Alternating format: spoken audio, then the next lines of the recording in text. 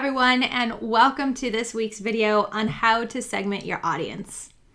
Most online businesses put a focus on building out their email list, and then they use that email list to send bulk email campaigns to the entire list. This is not a good strategy, and it can actually hurt you in so many ways.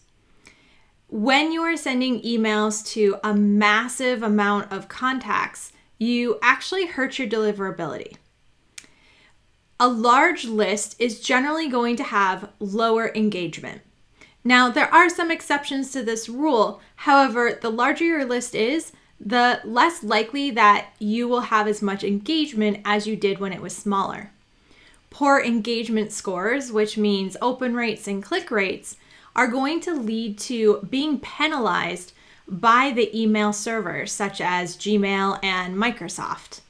That means it's going to be harder to reach the inbox and your authority is going to go down.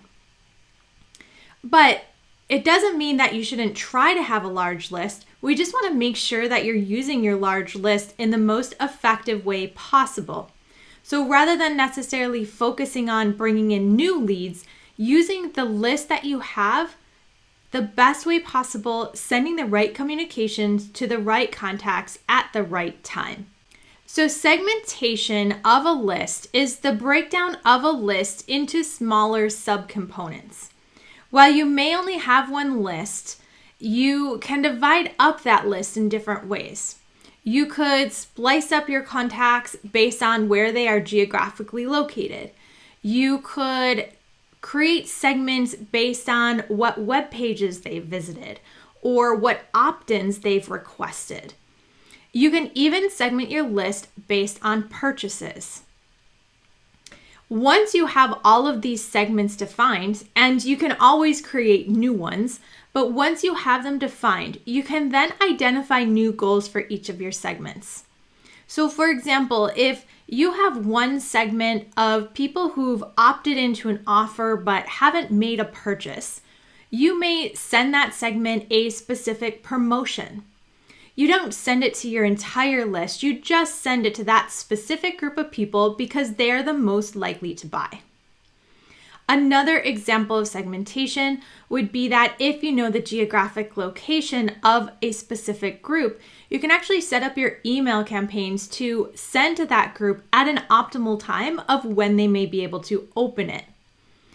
This is in contrast to sending out an email campaign to a giant list where maybe a percentage of that list is sleeping at the time that you've sent it.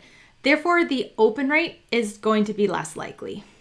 The easiest way to start segmenting an active campaign is with your most basic and essential automations. So the first one that you should have up and running is your engagement management automations.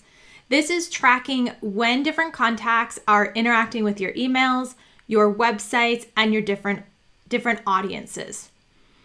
You can set up email communications to be sent to the contacts that are most engaged, that are doing the most opens and the most clicks, and have different campaigns with less frequency or different strategies like a win-back strategy sent to the contacts that are not as engaged. The next type of segmentation that I love to implement is a behavior-based segmentation. So this means that when a contact performs a certain behavior or action, such as visiting a sales page, you have a campaign that is automatically delivered based on that action.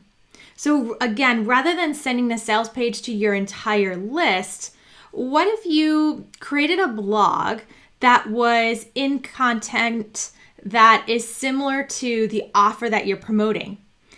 Well, you can have a pop-up on that blog page, or you can even just have a trigger. So when the contact visits that blog, they are then sent the new special offer. That is a segment that is based on a behavior. Finally, the last way to consider segmenting right now that's easy to implement is to look at your entire list and your broadcast campaign strategy. Evaluate the different topics that you are sending broadcast campaigns on And number 1, give your contacts the option to opt in or opt out of specific topics or categories. And number 2, only send content to the contacts that are engaged in those categories. If you have someone that has never opened an email that's in the category of fresh foods, then don't send that contact those emails. Only send them the ones that you know they're opening and they're interested in. I hope this video has helped you get started in developing out your own segmentation strategies so that you can increase your list engagement and have better email deliverability straight to the inbox. If you have any questions, please reach out below. Talk to you soon.